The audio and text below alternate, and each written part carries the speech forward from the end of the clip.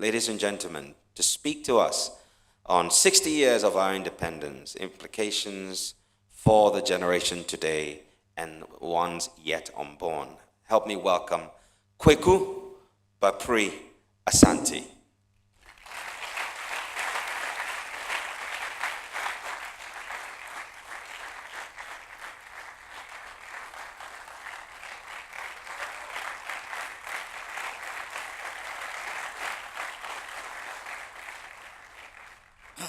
Thank you very much.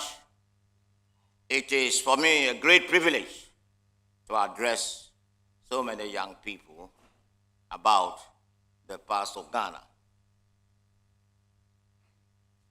In my youth, we used to read a lot and we were always thirsty about what was happening. I hope I'm wrong, but my feeling is that now we don't do that. And I hope we shall change and begin to know about ourselves and this country.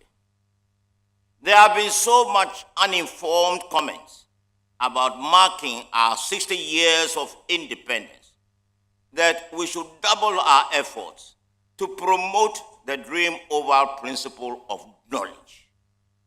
Celebrating a period of life is not an occasion for mere merrymaking.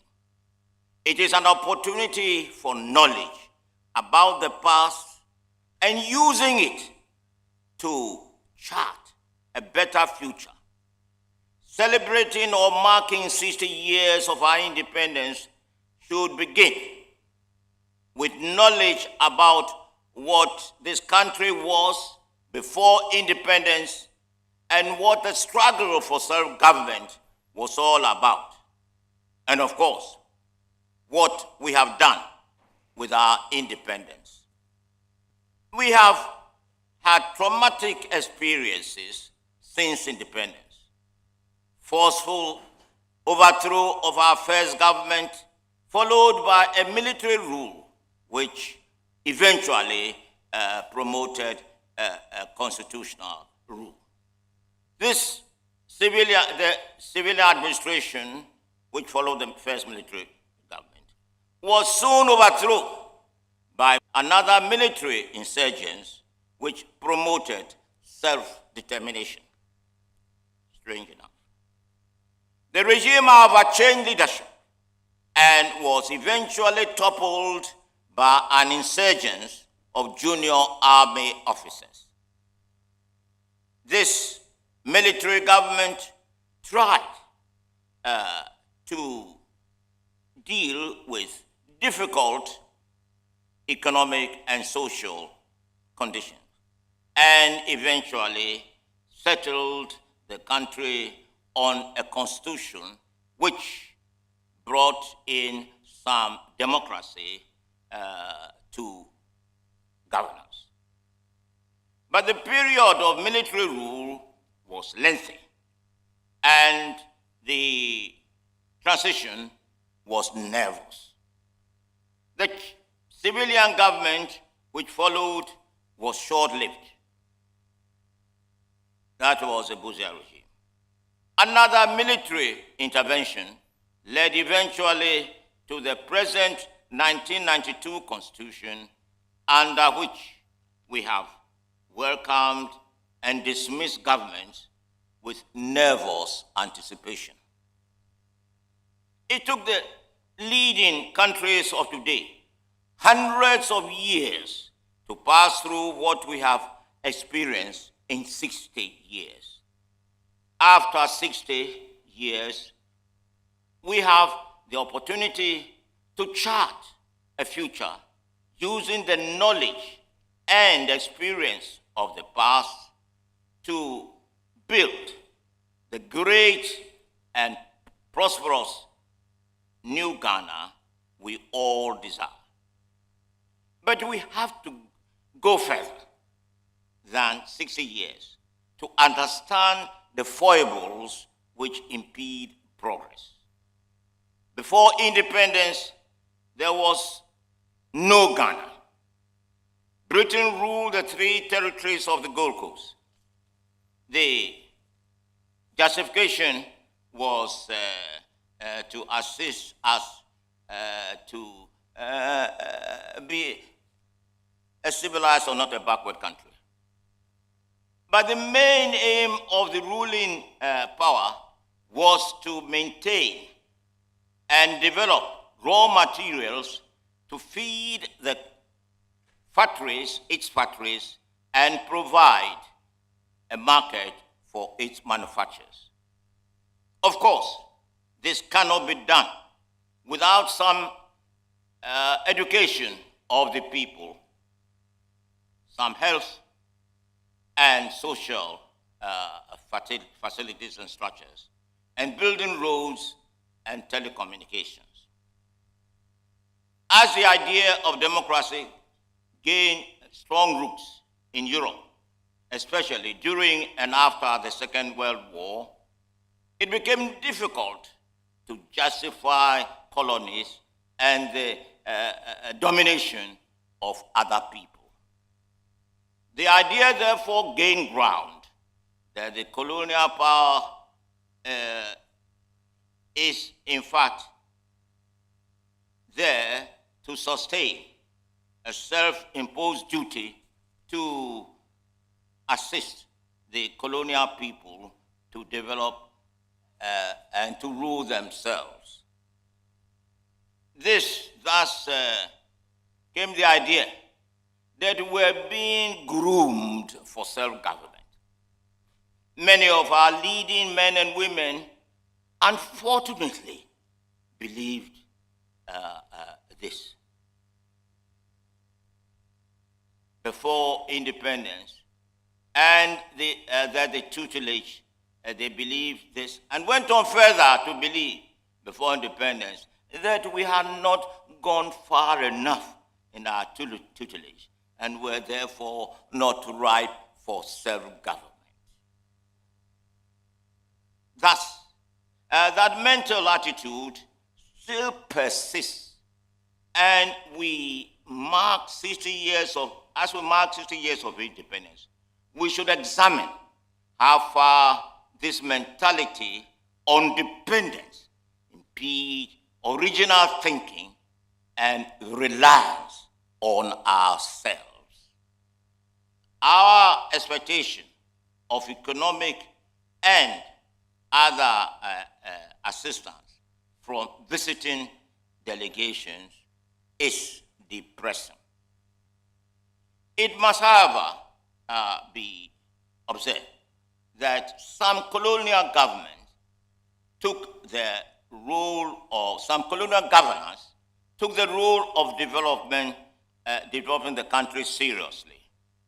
Notable among these was Sir Gordon Gattisberg, who built Achimota College, Kolebu Hospital, and Takoradi Harbour to promote education, health, and industry.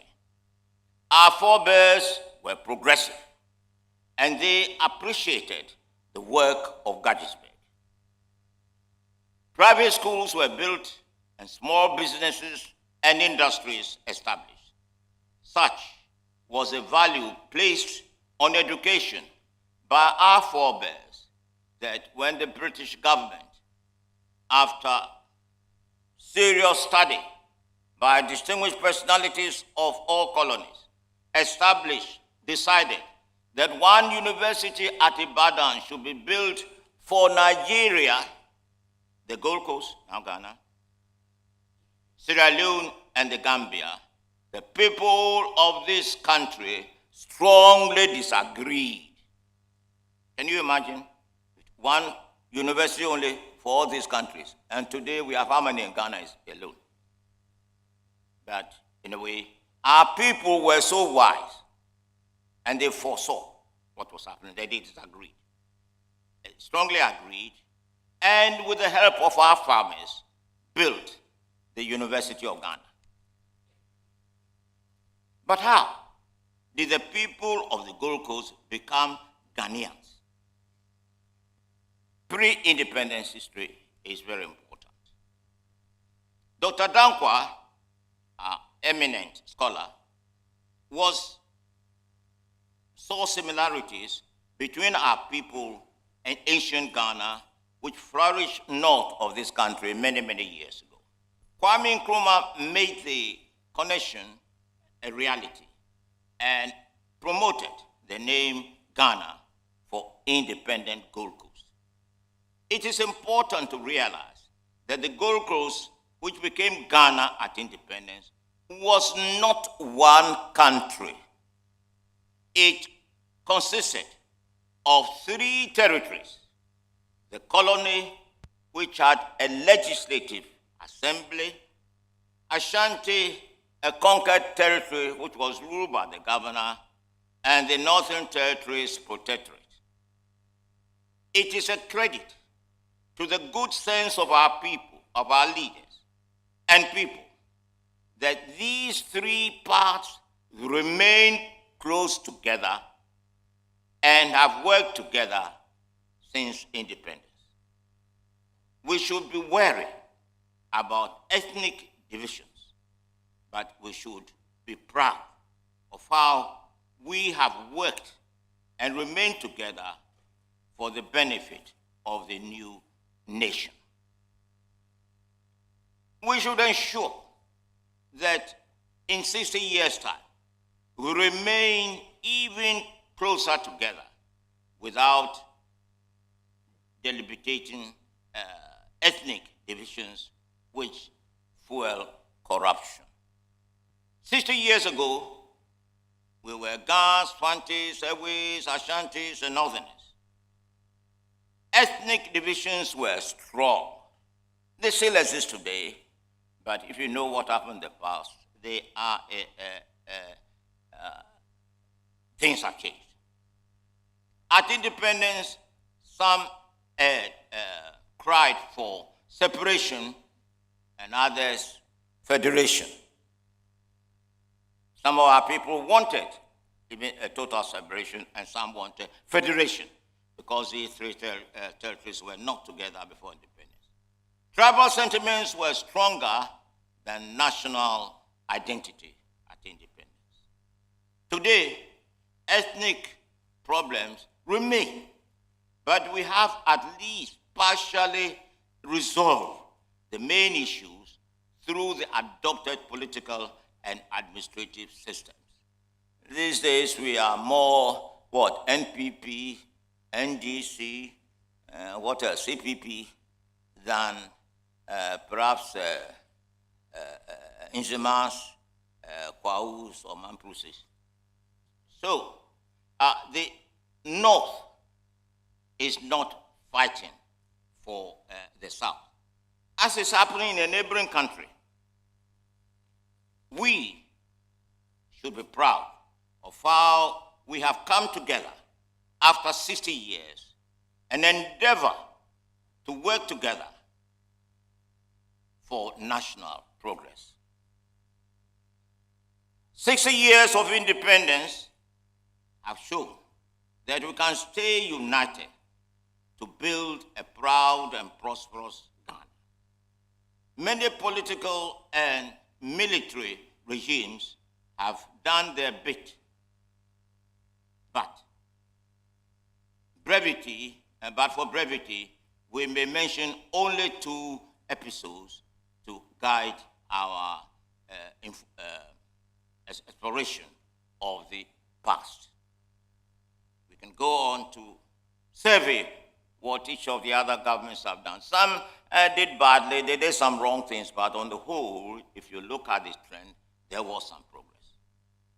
Kwame Nkrumah's development policies and Colonel Achampon's policy of self-reliance, or grow what you eat and eat what you grow, we may look at for a minute.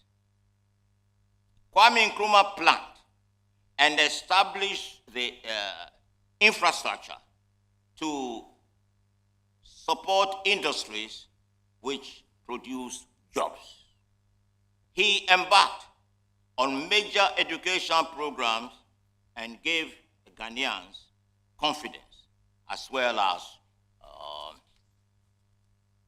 cultural identity and pride. For 3 years under a champion, we lived on what we produced. We did not pine for perfumed rice or for juicy chicken from Europe and America.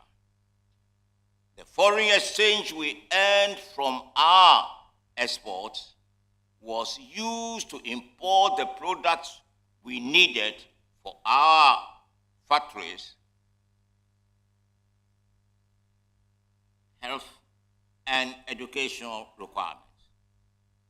Today, we should decide whether the foreign exchange we earn from our exports should be used to import what we need for development, or should pay for imported chicken to ruin our poultry and other farmers, and for goods to frustrate local industrialization. It depends on us. Our governments, many of them are guilty, but what do we, the people, want? What do we do? Do we clap for them when they do the wrong thing, simply because we belong to that party? Or do we sometimes stop and say, yes, it is true, but perhaps we could do it better this way? 60 years of independence teaches us that we must rely on ourselves. We live in a small world, and we cannot ignore what happens outside. We need to work with others, whether we call them partners or whatever. It shouldn't deceive ourselves. We have to rely on ourselves, but to work with others. We must cooperate with other countries, but no country can develop our country for us. No outside investors can establish industries simply to give jobs and self-respect to our youth. Investors come in to make money, and there's nothing wrong with that. But we should ensure that we also benefit as they make reasonable returns on their investment. We should so establish our infrastructures that investors know where to go, what to produce, and what money they can make. And we should arrange things that as they make money, we develop the country and give help to the youth. The youth should be uppermost in our thoughts if the future is to be bright and sustainable. Above all, we should realize that we are responsible for our own development. This requires hard thinking and hard work, for which, as we survey the past 60 years, we cannot say that we're good at it. Hard work. We always want, if you go through our history, to get away with the minimum. To rely on foreigners to bring in easy money for projects is to be naive. And if you survey the past 60 years, you'll find that we have done a lot of that. Deep down, we have believed that they are coming to help us, just as some believe that the British were here mainly to help us. It shows that we have not learned from the experience of the 60 years. And as we celebrate 60 years, we should ponder about these problems, what we've done right and what we've not done right, and then resolve to change what we should change so that we establish the Ghana we want and deserve. And so, 60 years of independence should be celebrated, and not just to make merrymaking without reason, but we should rejoice because we have reason to rejoice. We have survived 60 years of problems and 60 years of achievement. And our aim is to find out what we did wrong and to follow and promote our achievement. We have reason to celebrate. We have reason to be joyful after 60 years of independence. I thank you.